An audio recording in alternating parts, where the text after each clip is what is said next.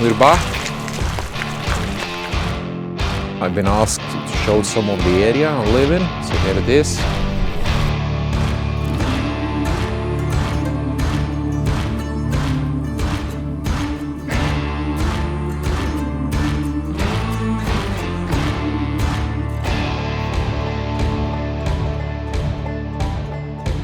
Sorry for the delay, but I've been busy addressing my weak spots, you know. Without personal development, there really is no motivation for doing these films.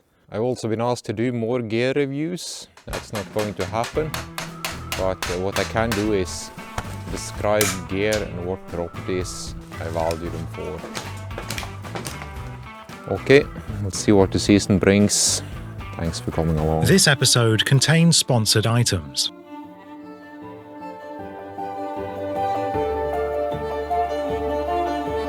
Before you go, subscribe, like and comment. Click the bell if you want notifications of new episodes.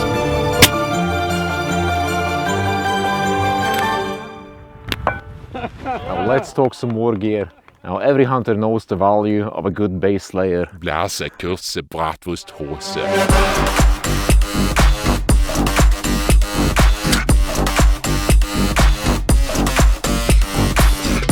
Add some moose and you will be ready for the German nightlife. Blase, kurze, bratwursthose. So there you have it. That's why I don't do gear reviews. Now over the base layer I simply have a running shirt, any sort of alpine pants, any windproof smock, just to add some shade, soft brim so the recoil doesn't smack it, thin gloves. This is Arc'teryx Venta, and if it gets cold I just put a puffy jacket right over this. It has a hood, it is fairly wind resistant, and most of all it is packable. Add a wool hat and wool mittens. And I'm ready for most of the weather, as long as I also have my poncho. And this is all packed in a waterproof stuff bag. And if I can get away with wearing only this is what I will wear.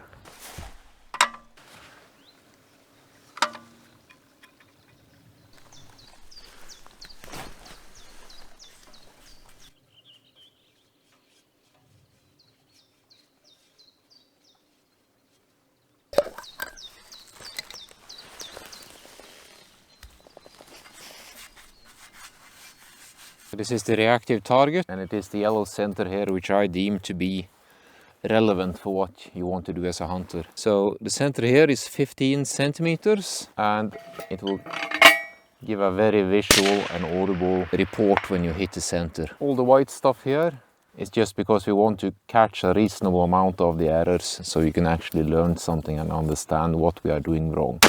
Ideally, your mistakes should be along this line basically, because the wind call should be the only factor that you are messing up. Elevation, that would usually be you doing something wrong or you not using quality components. And this is the long rifle proficiency target. Now it's one shot, 1 minute, and you have to hit this target on demand. The total size is 35 and you have 1, 2, 3, 4 circles. Now the inner circle is 7.5 centimeters big.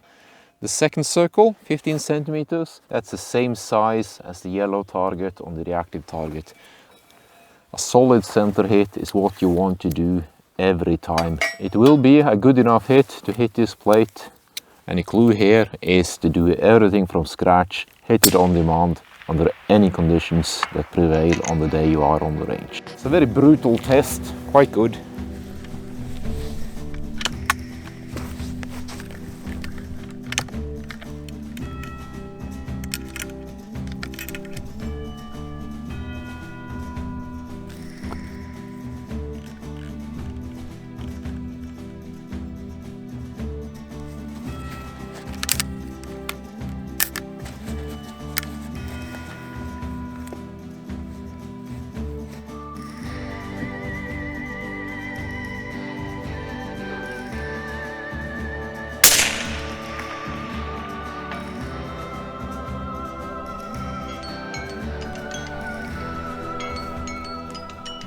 Not the most fluid test, but we were able to work through all the problems and we were able to deliver a good hit on the target. And I believe that is very important for a hunter to understand that you are not shooting for score, You're not trying to reach for a higher set of points.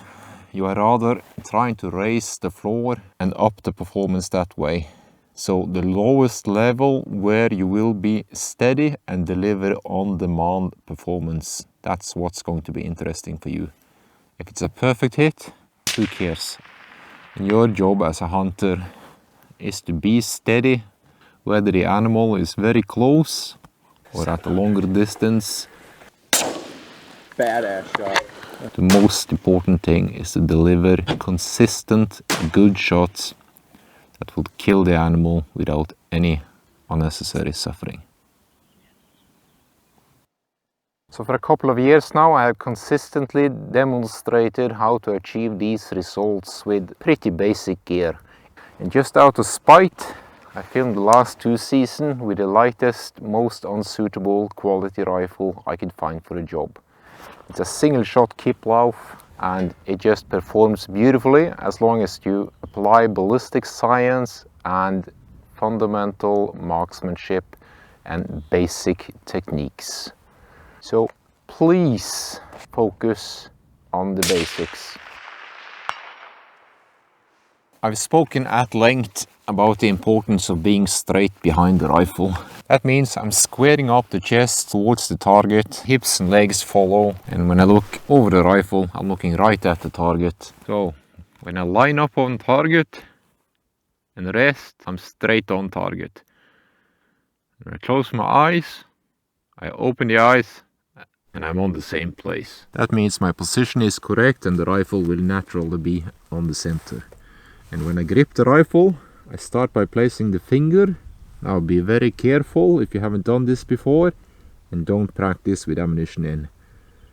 Once that is correct, I'll let the hand fold in where it needs to be and the thumb will find its place. And now I'm hooking into the rifle and bringing it back to my shoulder. And I'm looking at the wind and I can see my dart and it's moving left to right. As I am using quality ammunition with a hollow point that contains a homing device, I really don't have to aim. I'm using a high BC bullet, which makes the aiming very simple, and all I have to do is acknowledge that left to right mirage, and I will hold towards the edge of the vitals, and I will simply let the bullet drift into the target. So that was a center. Perfect for elevation. The wind was a bit stronger than I anticipated. But still, I'm only 7 centimeters off the mathematical center, so it's a very good hit. Now, I know a fair amount of you are into gear and you want me to talk gear.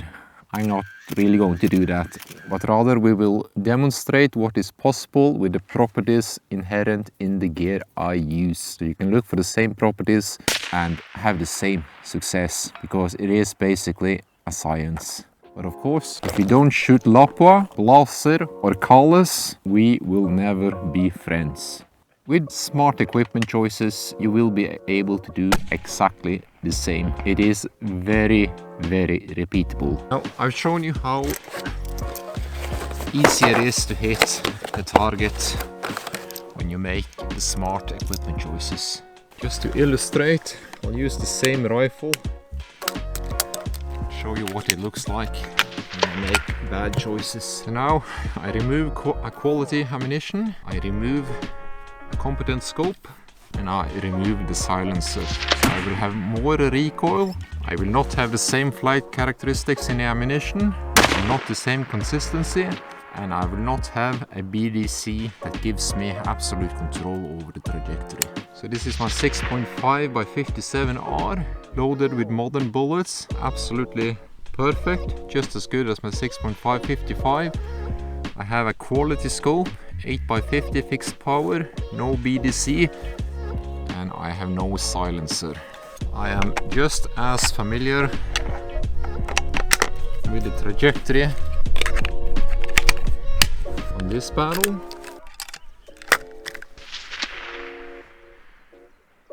You have no support for the trajectory, and the bullet doesn't have a shape which makes sense for a modern hunter. So I'm applying the same skill, same knowledge, same technique, same quality of the rifle same quality of the barrel. I have the optical quality in the scope, and I'm sighted at the same distance as the other barrel, but I have no way to manipulate, so I have to hold over. Didn't even hit the target, so I managed to hit the big target on the second shot. And I think it should be fairly obvious that with this kind of equipment you have no business shooting at these ranges. Understood? Even if I know where to aim, I'm not even remotely consistent.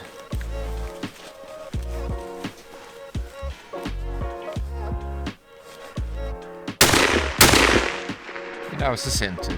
The quality is still in the rifle, but I have no control over the trajectory, and I basically had to walk the impacts into the center. So you have no business shooting at long range with this kind of equipment. Stay below 200 and you can do it just fine. Now let's show you a magic trick. Yesterday I looked at the weather forecast. It said the air pressure would be 1023 hectopascal. Now the pressure you see on the weather forecast has all been calculated for sea level. I am absolutely not at sea level now. So I just modified that number from the forecast with the elevation that I'm at now. The actual pressure should be 1010, 1011, 1011. So I theorized 1010, 1011, and the actual measurement was 1010. So why you feel the urge to spend hundreds of dollars to arrive at the same number when it's so easy to do it manually? And also the wind the Kestrel will give me, it's not really worth that much because I have to use my eyes, I have to look out, I have to look at the target. And as you saw today, I took everything from Mirage. Did not use this at all. And we'll just do a quick demonstration to show the value of choosing the right gear. Everything from the right bullet to the scope, and to have proper control over the trajectory. So we'll shoot the ballistic bar. The range is 582. Now in order to hit the bar, which is 6 centimeters at 600 meters, everything has to be absolutely perfect. There is no deviation allowed if you want to hit that target. And we know from the pressure that it's more. So all the fundamental techniques have already been demonstrated in the previous season. All the ballistic knowledge and how to get a perfect trajectory has already been demonstrated. We're just going to apply the fundamentals of marksmanship and building the grip. Finger first, folding the hand in, aim, close the eyes, open the eyes, same spot, good enough. Right below,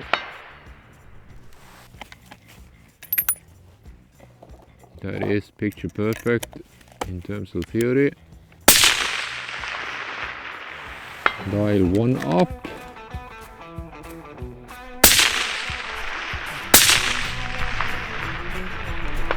On the bar.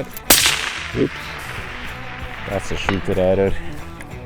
Nothing to do with the rifle or the ammunition. And now the heat is approaching the scope mount, which from experience is not going to be conducted to good precision on the K95.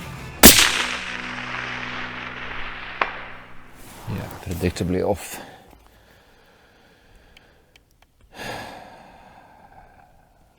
Okay.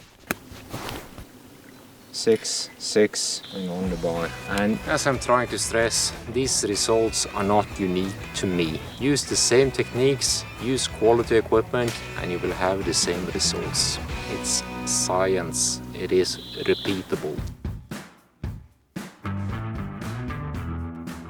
So this is the final practice before I start hunting. I'm also carrying pretty much what I will be carrying when I'm out hunting.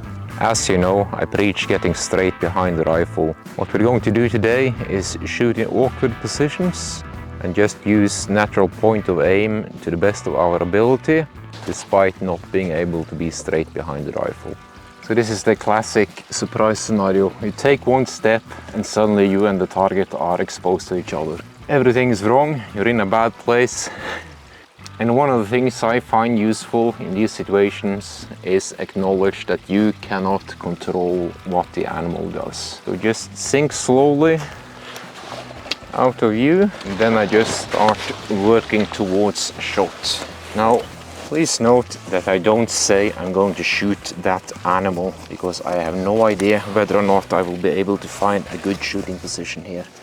And at this stage, basically everything is working against me. So I'm not going to waste precious time looking at the target through the scope. I'm going straight for the rifle and I'm looking at the target through the scope. So we have identified the target, we have a safe background, and this is when I reach the decision to shoot the target, not before. I don't know the range, but I can see it with my eyes and it's right there, so trajectory will solve it. I do not worry about the laser rangefinder. And it's an uphill shot, and I will not complicate that further other than acknowledging that the bullet will strike just above the dot. Okay, we'll shoot, starting, breathe.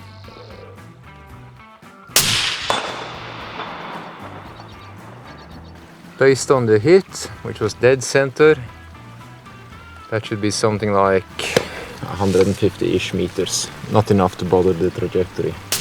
Now, what you should note is that I wasn't straight behind the rifle now, and it had a rather dramatic impact on the recoil impulse, and as you saw through the trigger cam, I was completely unable to stay on target. It just went way off.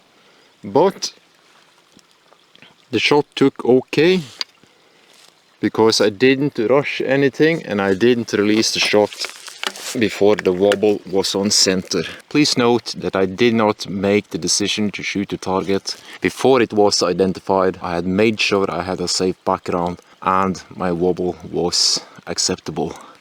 Also, I didn't faff around with the binoculars, I didn't do anything for range, and I just acknowledged that I was shooting at a fairly steep angle uphill. And it really isn't that complicated. Just acknowledge that the bullet will strike right above your crosshairs and aim accordingly. Okay, let's move on to the next situation.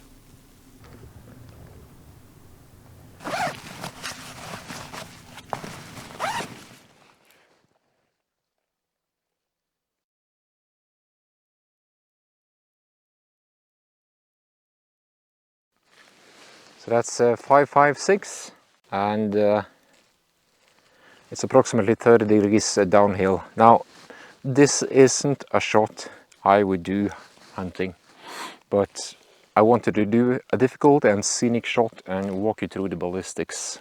We already did the mindset, you know, for the surprise and how I sort things, in what order I do things for the shooting.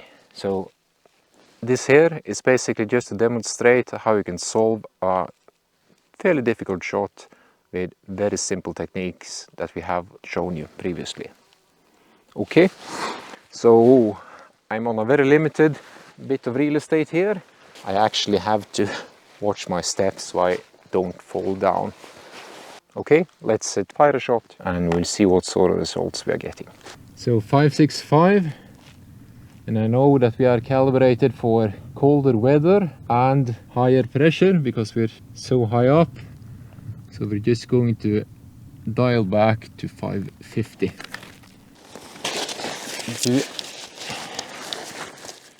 See if we can get on target. It's too high.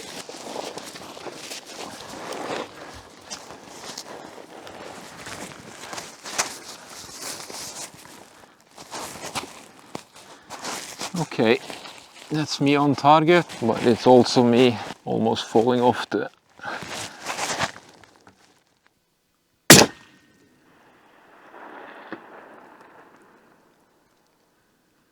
So, dead on for wind.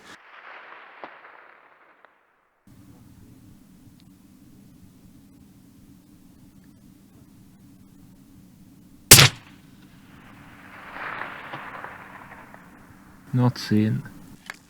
So that was, as predicted, going to be a failure. If you don't have the position, you don't have the shot. And it just doesn't matter what I try to do.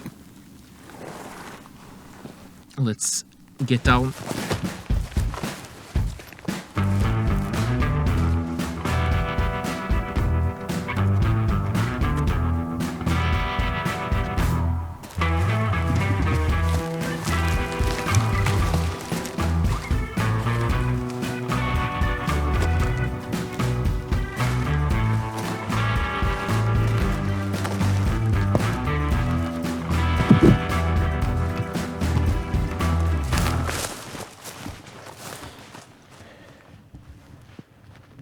Now, this on the other hand is a shot that I would take. It's reasonably close, it's still steep, but there is a risk of giving away the game if I try to approach the open area in front of the target.